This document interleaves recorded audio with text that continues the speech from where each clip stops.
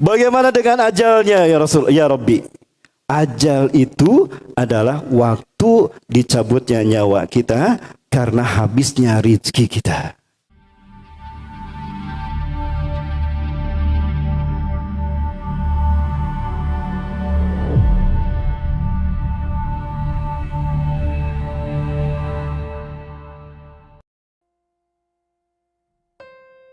Jamaah, lanjut. Baik, terima kasih. Ini tidak kita bahas Iwafillah.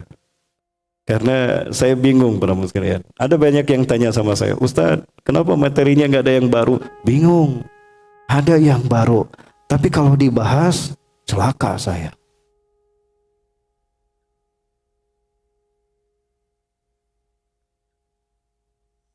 Kalau dibahas celaka saya. Kenapa Ustadz? Ya materi berikutnya ya itulah sensitif Iwafillah. Nih materi berikutnya nih. Ini materi berikutnya nih dari kajian saya. Kalau harus saya bahas yang baru Iwafillah, lebih menjurus kepada sisi politik, hukum dan sebagainya. Ini nanti akan sampai dari sini ke sini, akan sampai ke sini, akan sampai ke sini, akan sampai ke sini, ke sini, ke sini, ke sini, ke sini, ke sini, dan itu agak berat saya membahasnya. Jadi mohon maaf. Oh, termasuk itu. Ciri-ciri kiamat akan terjadi. Sulitnya minyak goreng di Indonesia. Loh, kan di akhir zaman kan terjadinya, betul. Bid'ah Ustaz, enggak bid'ah, maudhu. Baik, warahmatullah.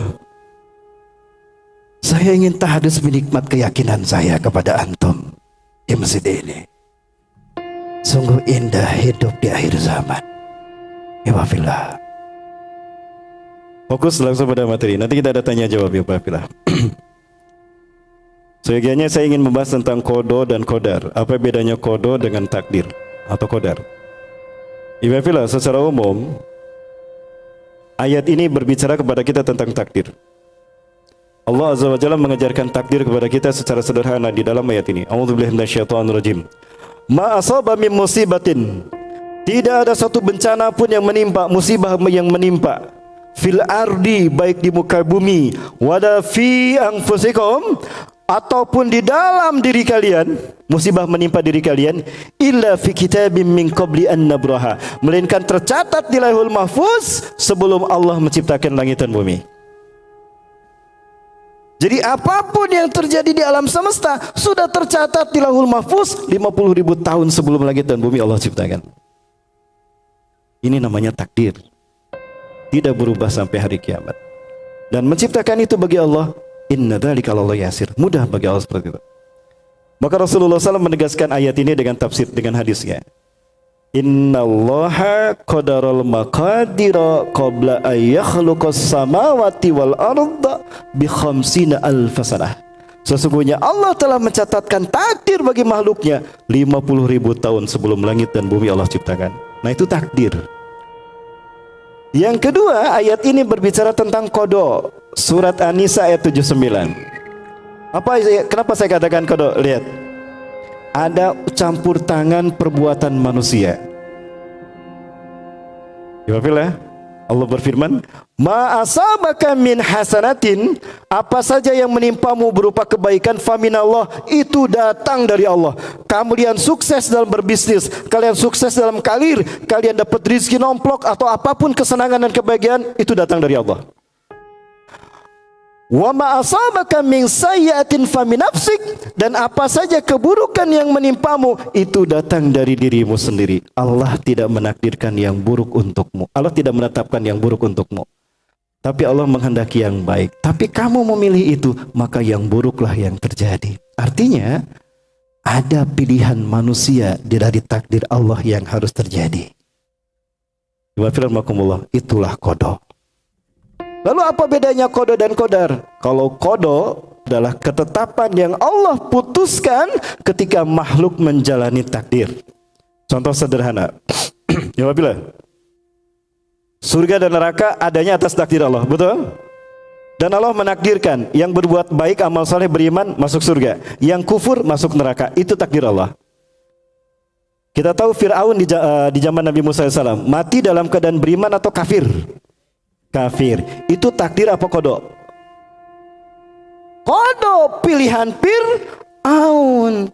Itulah yang disebut dengan nasib ihwafillah.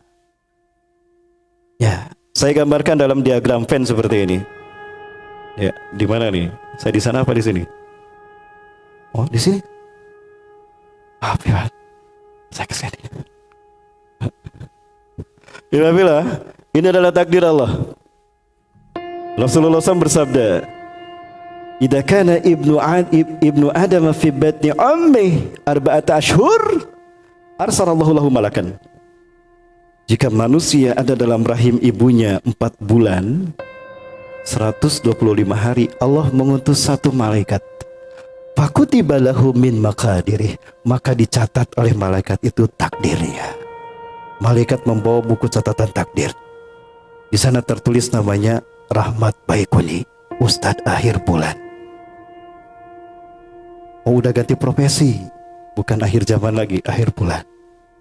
Kalau akhir bulan aman, akhir zaman bahaya. Coba. Maka yang pertama yang dicatat dari takdir kita, malaikat bertanya, "Ya Rabbi, az-zakarun aw unsa?" Ya Allah, si fulan ini laki-laki apa perempuan? Ternyata takdir yang pertama dicatat setelah 4 bulan kita dalam rahim ibu kita adalah gender. Uktub hakada, kata Allah, tuliskan dia laki-laki. Kalau kata Allah laki-laki pasti ditulis laki-laki. Kalau kata Allah perempuan pasti ditulis perempuan. Harus dicatat. Malaikat ini tidak pernah salah dengar. Bahaya kalau salah dengar. Kata Allah laki-laki, salah dengar, ditulis perempuan, jadi bencong dia. Apakah bencong gara-gara malaikat salah dengar? Enggak, itu salah orang tua. Jangan salah. Terjadinya LGBT adalah salah orang tua. Kok bisa usah dia yang salahkan? Loh, kan anak segala-galanya dari orang tua, betul? Ketika orang tuanya perokok berat, ketika orang tuanya peminum minuman keras, ketika orang tuanya pengguna narkotika, maka itulah yang mempengaruhi genetik anak kita. Ingat 3 hal tadi. Rokok, miras, narkotika, itu bisa menciptakan mutasi genetik, sindrom. Ada banyak sindrom yang terjadi akibat 3 hal tadi. Yang pertama, sindrom Klinefelter. Sindrom Klinefelter ini terjadi ketika X dan Y, kromosom seks laki-laki tidak berpisah. Harusnya X berpisah, Y berpisah. Bapak Ibu mohon maaf, saya bukan berarti so tahu tidak. Sebetulnya cita-cita saya menjadi dokter. Makanya saya sekolah sampai SMA. Tapi ternyata tidak ada kampus yang menerima saya menjadi dokter. Saya malah diterima di jurusan kimia. Tapi karena himmah saya lebih kepada agama, saya murtad dari kimia, mualaf di tafsir hadis. Tapi saya ngambil kuliah kedokteran satu semester. Yang saya yang paling suka adalah tentang genetika dan hereditas. Jadi mohon maaf kalau saya terangkan ini karena saya pernah belajar. Boleh Bunda? Ya. Lanjut. Ketika terjadi reproduksi, X dan Y, X itu sifat seks perempuan, pembawa gen perempuan, Y pembawa gen laki-laki. Harusnya X dan Y berpisah. Tapi karena pengaruh rokok, miras, dan narkotika, terjadi disjunction, gagal berpisah. X dan Y dari ayah tetap turun, tidak mau berpisah. Sementara X ibu berpisah. Ketika X ibu bertemu dengan XY, maka lahirlah anak laki-laki dengan seks kromosomnya XXY. Lahirnya laki-laki karena perlunya kromosom seks Y. Tapi X-nya 2, maka laki-laki ini jalannya begini. Salah siapa? Orang tua kan? LGBT terjadi gara-gara salah orang tua. Yang satu X tidak ketemu pasangan karena XY bersatu, tidak mau berpisah. Maka anak ini lahir cuma 1 kromosom seksnya X. Ini namanya sindrom Turner. Lahirnya perempuan tapi payudara tidak tumbuh, pinggul tidak tumbuh, jalannya begini. Itu salah orang tua. Wah, kok jadi ke sana? Jemaah. Jadi kalau antum berhenti merokok bukan untuk menyelamatkan diri kita, tapi untuk menyelamatkan peradaban manusia. Betul? Ketika antum menjauhi miras dan narkotika, bukan untuk menjaga diri kita saja, tapi untuk menyelamatkan anak cucu kita berikutnya. Maka tinggalkan mereka mulai dari hari ini. Tinggalkan rokok, tinggalkan miras, tinggalkan narkotika. Demi Allah, haram bagi saya semuanya itu. Jamaah, berhenti ngerokok ya. Siap Ustaz, samina wa ta'na, gitu dong. Baik jamaah yang dirahmati Allah, kita lanjut. Yang kedua, ya Rabbi as-sakiun al-sa'idan. Ya Allah, penuh sukacita atau duka cita, tuliskan demikian. Senang kita, duka kita sudah dicatatkan Allah. Mana yang dominan terjadi tergantung perbuatan kita. Yang ketiga, rizki, tuliskan demikian. Allah catat. Yang namanya rizki bukan dalam bentuk nominal angka, tapi rizki dalam bentuk peluang. Berapa banyak peluang yang kita dapatkan tergantung dengan kesungguhan kita. Manjada wajada, yang bersungguh-sungguh pasti berhasil. Nah itu maksudnya. Baik, kita percepat. Yang keempat, jodoh. Dulu saya memahami jodoh itu adalah A dan B, Romeo dan Juliet. Ternyata tidak. Yang Allah jodohkan adalah karakter, bukan orangnya. Quran surat An-Nur ayat ke-24, 24 apa 26. At-tayyibatu lit-tayyibina wat-tayyibuna lit-tayyibat wat-tayyibu al-khabisatu lil-khabisina wal-khabisuna lil-khabisat. Wanita-wanita buruk akan menjadi pasangan bagi laki-laki yang buruk. Laki-laki yang buruk akan berpasangan dengan wanita-wanita yang buruk. Wanita-wanita yang baik akan berjodoh dengan laki-laki yang baik, dan laki-laki yang baik akan berjodoh dengan wanita yang baik. Jadi, kalau pengen dapat orang soleh, solehkan dulu diri kita. Maka solehnya kita akan menjadi energi yang menarik mereka yang soleh, bukan yang salah. Jamaah, itulah jodoh. Masalah siapa orangnya tergantung kita, pilihan kita. Di mana saja ada yang matching.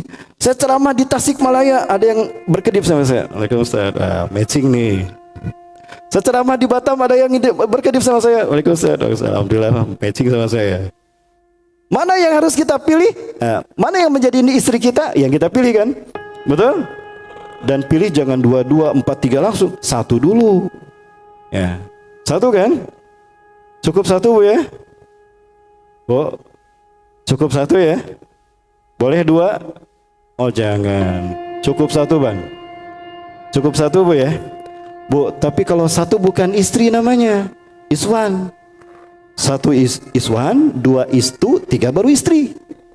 Iswan, istu, istri, betul? Nah itu paham. Bang, disebut istri itu 3, betul Bu? Oh itu paham. Oh enggak katanya Bang, cukup satu saja Bang ya. Baik Pak, cukup satu Pak. Satu di Bandung, satu di Batam, satu di baik ya Wafilah. Yang terakhir ajal. Bagaimana dengan ajalnya ya Rasul, ya Rabbi? Ajal itu adalah waktu dicabutnya nyawa kita karena habisnya rezeki kita. Kapan ajal kita akan datang? Ketika rezeki kita habis. Tadi kok sehat ngobrol dengan saya, kok meninggal? Lah iyalah, rezekinya habis. Ibarat HP kita, mau iPhone, mau Vivo, mau Oppo, kalau baterainya habis, mati kan? Itu ajal. Ajal artinya habisnya rezeki kita. Iwafillah, inilah takdir kita.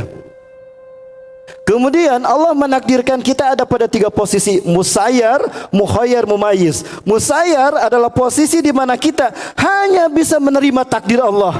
Saya lahir laki-laki, tidak bisa berubah menjadi perempuan. Itu musayyar. Yang kedua, mukhayyar adalah hak yang Allah berikan pada manusia untuk memilih apapun dalam hidupnya. Silakan, bebas kalian memilih. Termasuk memilih siapa Tuhan kita. Tapi ingat, setiap pilihan kita ada konsekuensi balasan. Memilih kebaikan dibalas pahala surga, memilih keburukan dibalas siksa neraka. Itu konsekuensi balasannya. Yang ketiga, mumayyiz, posisi di mana kita dihitung akil balik, mulai dicatat perbuatan kita. Nah, antara takdir Allah dengan mukhayyar, sifat hak pilihnya manusia bersinggungan, itulah terletaknya qada. Ketika manusia memilih kebaikan, Allah putuskan surga. Ketika manusia memilih keburukan, Allah putuskan neraka. Itu qada. Keputusan yang Allah tetapkan ketika manusia menjalani takdir. Nah, disitulah terdapat nasib baik dan nasib buruk. Kapan nasib baik terjadi? Ketika manusia menjalani hidupnya dengan kebaikan. Kapan nasib buruk terjadi? Ketika manusia menjalani hidupnya dengan penuh keburukan. Allah Maha Bijaksana. Baik, Bapak Rahimakumullah, ini konsep dasar tentang iman kita kepada qada dan qadar.